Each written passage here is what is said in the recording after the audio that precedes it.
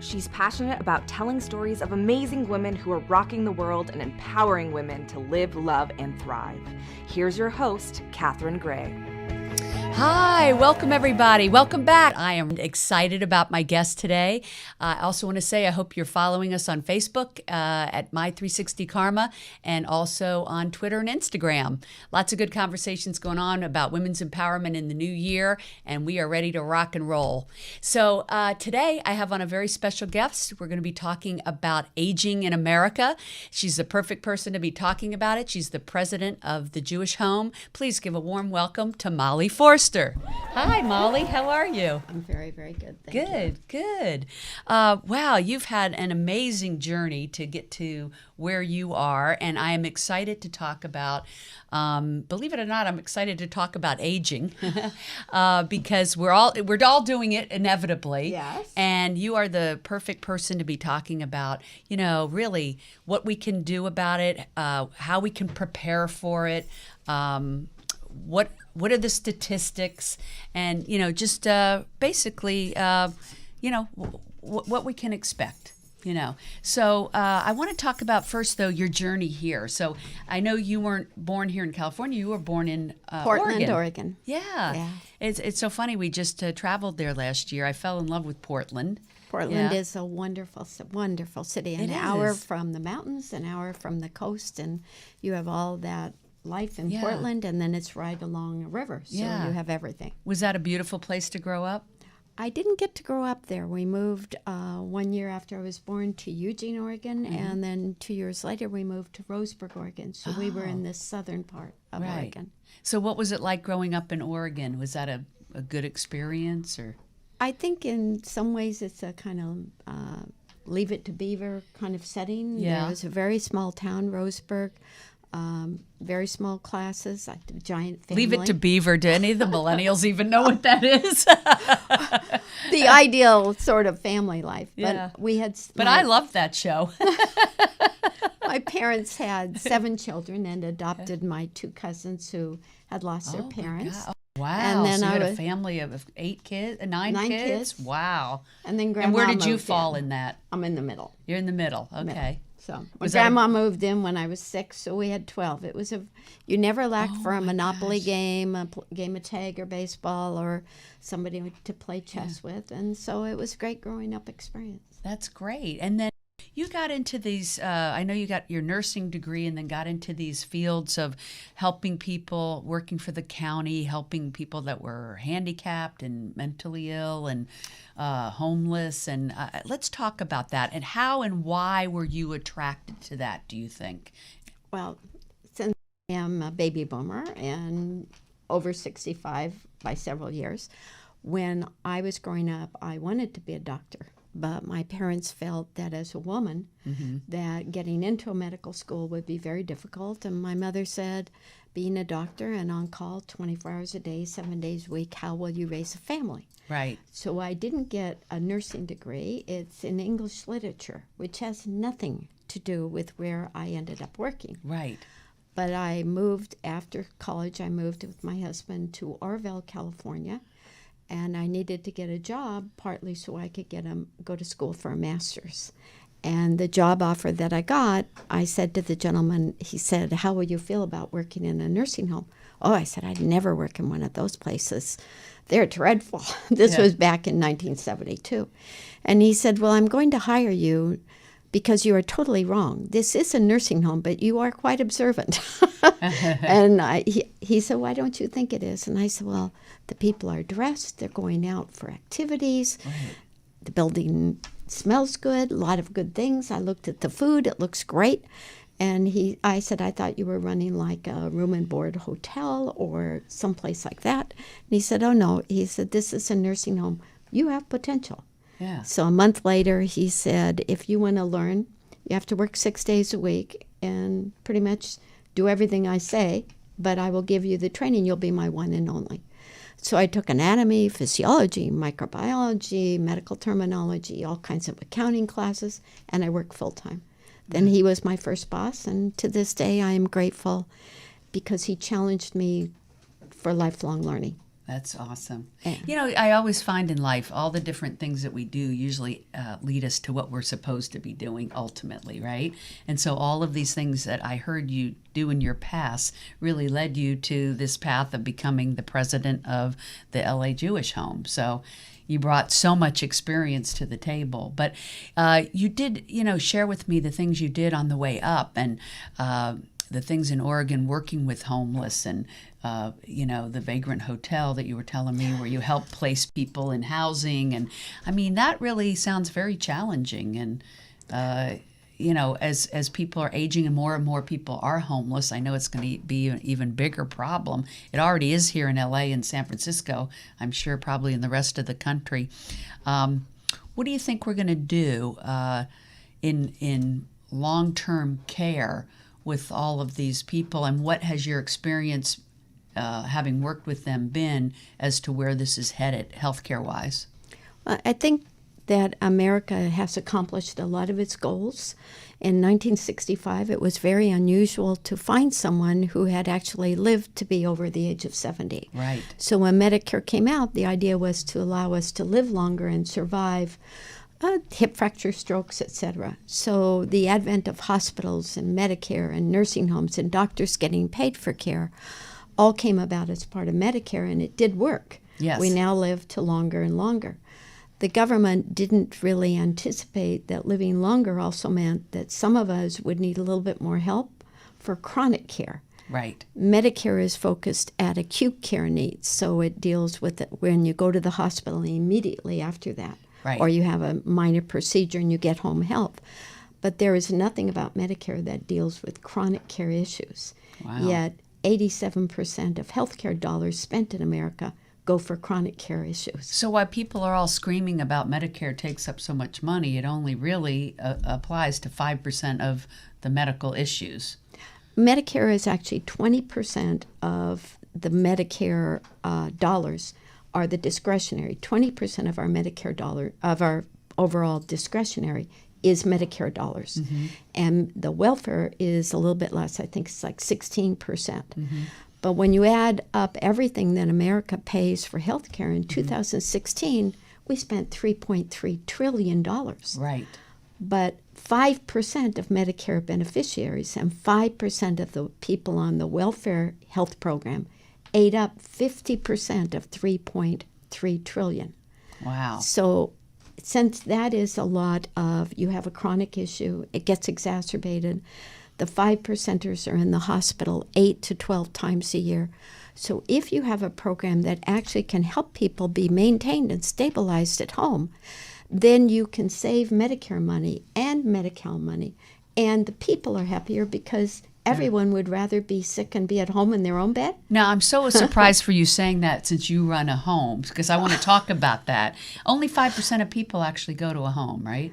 5% are in a nursing home. In a nursing home. But about 15% live in some type of setting where they have their housing and services. Like a senior care living? Like an independent hotel, assisted living. Maybe they live in like a rooming house or a foster home. But it is a small percentage, considering it's still 80%, right? Yes. That are living at home. So I want to talk about what makes you an expert on this. So you actually came to California to run this nursing home, but then your journey took you back to California because your parents... Back to Oregon, because my parents got ill. Back to Oregon, I meant to say, because your parents got ill, which happens to so many people. And that's why I want to talk about this, because I think our listeners, many people in our age group, are taking care of their parents or will be. And that's huge, especially parents like your situation that have Alzheimer's. Right. And so we're going to, after they passed, I know you came back to California and took this position. And I thought the interesting caveat was that you had gotten married and you had converted to Judaism. And I thought, wow, didn't that change your life? Because here you end up being the president of the Jewish home. So, I mean, I don't even know if could that have happened had you not converted? I don't know. But probably it could have happened. Maybe. There are Jewish homes in the United States where the CEO and president are not actually Jewish. Oh, okay. But I always think I met it couldn't hurt. I met a lovely woman in 1980 when I moved here, named Lillian Lieberman. She still lives out in the Agoura Hills. And Lillian introduced me to Judaism and started my studies. So when I chose to be Jewish, I consider meeting my husband, Erwin, which didn't happen until 82, was sort of my reward for choosing to be Jewish. Oh, I love that. But he was very kind when my parents got ill. He said, you're going up almost every weekend to oversee their care. And he said, let's move there at least for a year, and you can see how it is with your parents, and I'll see how it is to live in Oregon, which environmentally and socially has a reputation of being very advanced, etc. Right. So we Wow, moved that up. was great. I like him already. Me too. But 1 year extended into 5.5 years because my dad died a couple years after I got there, and then my mother Then she was alone, and you had to stay. And well, she ended up in a nursing home the last 2.5 years. But I think what is interesting is there are right roles. It's the right setting at the right time. right. When I moved there, my mother could be at home. She belonged at home. My father was happier with her being there. But as you advance in the disease, then some things happen and change. And so my mother lost judgment. So she'd wake my father at a very bad heart at 2 a.m. We're late for a party. Get up and go. Quick, quick. They'd be driving around Eugene. Nothing would be open. And my mother would break into tears. Oh, no. I don't remember. Right.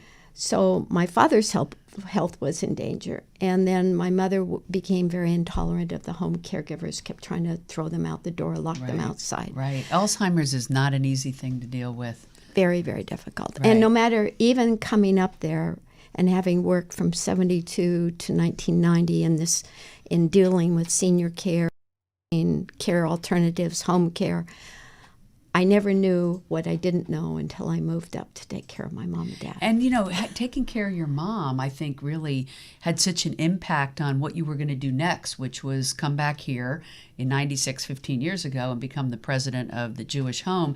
And I love that you said you wanted to create an environment that you wish your mother could have had.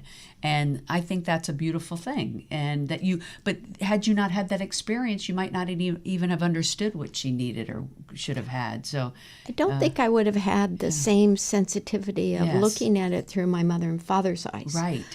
But It was a Mr. personal Fry, journey. the first person who trained me, said, you have to watch the money and be careful on what you spend and make sure you always have the money to do what you need to do.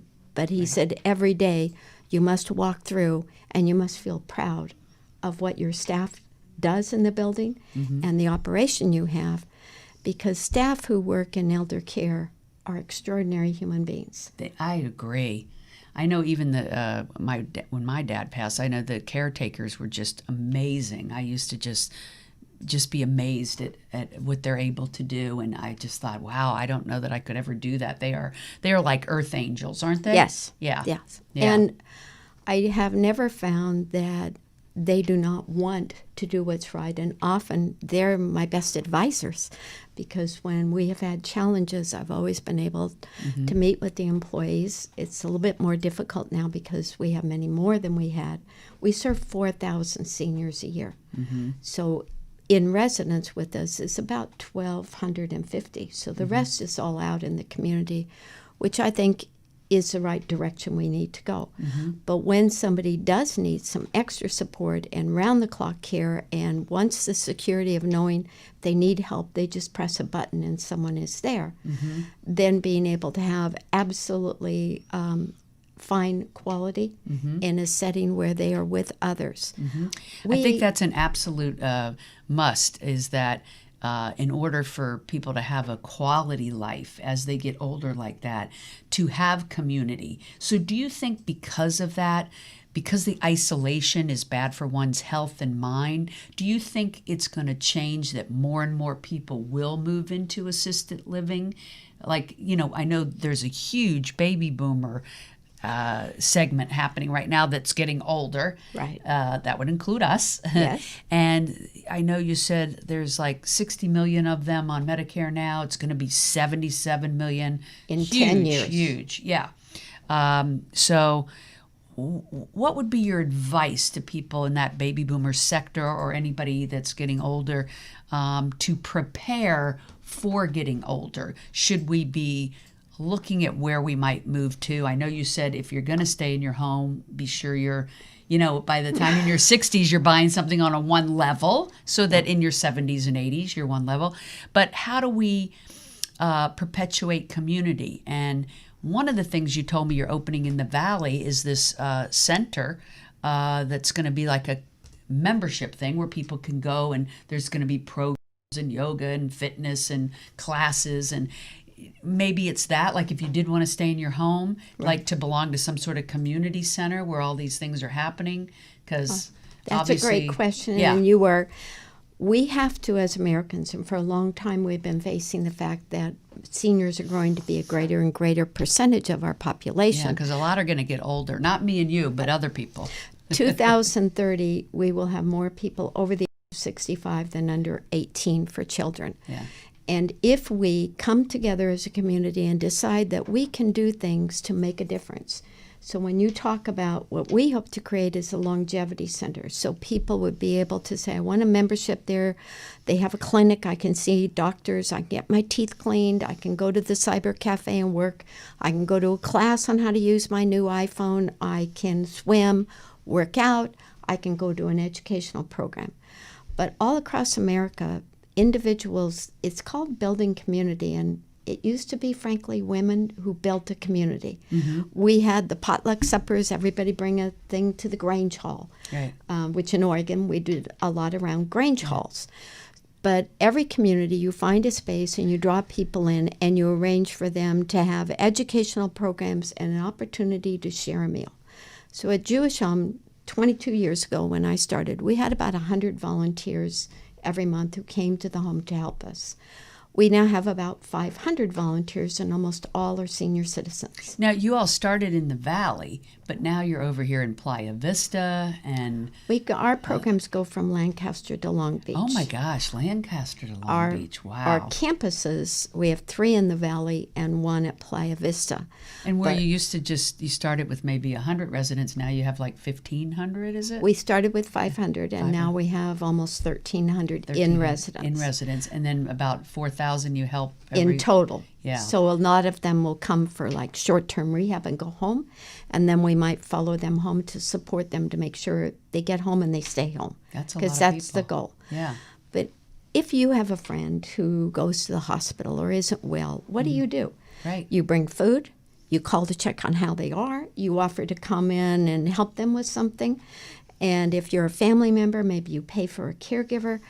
But you also need, if you're going to pay for home care, you need to structure the home care worker. Don't assume that they're going to take them out for a walk every day. Right. Don't assume that they're going to give them small meals, like 5 small meals a day, right. which for most homebound elderly is actually better than 3 meals a day. Right, right. So building community means that we need to help each other as neighbors and family members. Right. And you can't look... And don't you think in America we've gotten away from that? Yes. Like all these neighborhoods, like people don't even know their neighbors, or even if they live in an apartment building, they don't know their neighbors. What is up with that? Is it, I don't know if it's social media or just our culture has changed, but it used to be when people were growing up that they hung out with their neighbors, had dinner with their neighbors. Don't you feel like there's a lot less of that? Well, yeah. I mentioned my grandmother moved in. Yeah. So my grandmother and my mother was raised that every Friday her mother made bread and soup. Yeah. And she had a beeline on anyone who wasn't well. And we would, when we were little kids, we'd pick up what Grandma and Mom made, deliver it to homes around. Oh, that's so nice. So this was in your DNA. Caregiving and nurturing a community. Yeah. So my parents were great volunteers and leaders, and we don't do enough to encourage volunteerism, and we don't look beyond ourselves. And it's an attitude that my mother said, when you get to be 80, your friends begin to pass away. And when you don't see well and you don't go out at night as often, how do you make new friends? Right. So if we can establish centers where seniors can get together in a temple, a synagogue, a community center, a VA building, vets building, or whatever, and give them an opportunity to actually have lives of fulfillment. So I consider it to be partly, you have to have a senior's attitude. You can walk on a walker, you don't see well, you don't hear well, does not mean you cannot do things and get involved in community and have friends. Right. So at Jewish Home, the volunteers who come in, they work 2 hours with us. We allow them to share a meal for lunch or dinner with our residents. Oh. So other volunteers are there, so they're sharing a social experience. It's a very well-cooked and nutritious meal. Yeah. It helps them financially a little bit. It rewards them for helping us. I love that. What a great program. So people listening could become a volunteer at the Jewish Home, come over and have a meal that helps both them and the person that they're dining with, and they interact with your residents so that they have company. I love that. That's brilliant. But it could be done at school. When they have a school Sure. lunch program, ask for Yeah. volunteers and make arrangements for them to have lunch. Right. I think So- that we miss the fact that we ask people, why do you want to come to the home? Half of the applicants say they want to come in because they have a medical or a health need and need a little bit of help. The other half say they're alone and they're lonely. Right. My favorite is Yeah. a gentleman who came from Lancaster. Came down in his car, he's moving in all his stuff, doing all the paperwork, turning in all of his papers, and he says to the admission people, well, you haven't asked me about my certificate. And they said, certificate? And he said, I've been tested for AIDS and I don't have it. I'm here to find a wife. Yeah, I've heard they're pretty action-oriented. Good for him. And, I want to also say people that are in the entertainment industry, people that are musicians and stuff. Like I know my father-in-law plays piano at the old folks' homes, and I love it because he's in his 80s himself. And I'm like, he is so rocking. He goes in there and plays for the older people there, and I think that's a beautiful thing. And people should give their gifts to give back to places like this, so that they. What a wonderful way to volunteer to go to these senior centers and help out like that. Well, Yeah. and volunteers in America, we all think... Because that we're all going to be there one day. Right. Yeah. We all think that volunteers are mainly the older people or people who don't have jobs. Actually, most volunteers come from working adults. Mm-hmm. But I think for older Americans, a lot of it is they don't know how to get engaged because most of us get our friends and our outlets through work. Right. But when you stop working, you don't have Yes. that same exposure. Right. So- and like you said, your friends pass away, and then who are you turning to?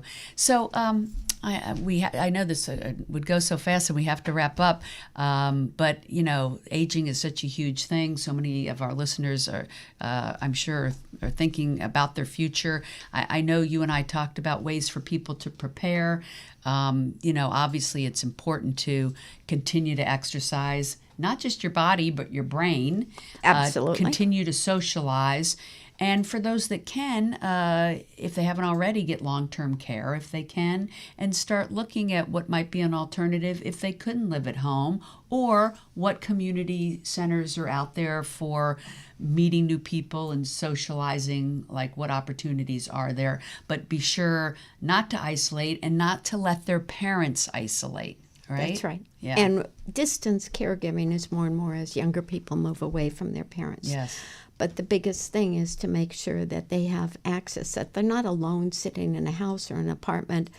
And as one lady said to me, well, someone calls every day, but one time the volunteer called and she said, oh, you're still alive. Oh my gosh, that's terrible. So if you're going to have a program, it has to be where you can actually engage. There's a wonderful movement that's going across America that, frankly, 2 temples in Beverly Hills have just started, but it's called The Village. And it's based upon getting connected through the internet, supporting each other, and I write on it.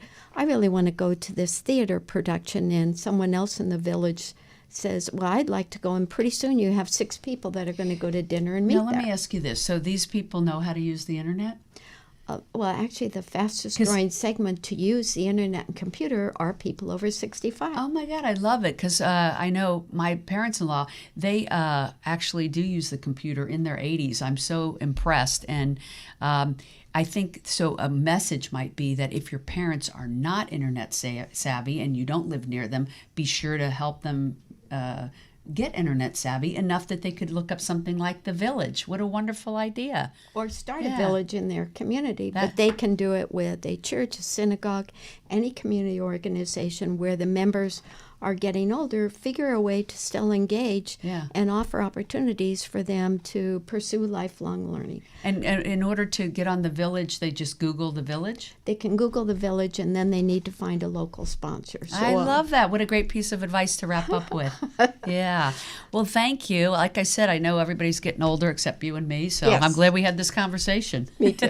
Thank you. Thank you so much for tuning in. We'll see you next week. Same time, same place. Make it a great day. Hugs and happiness.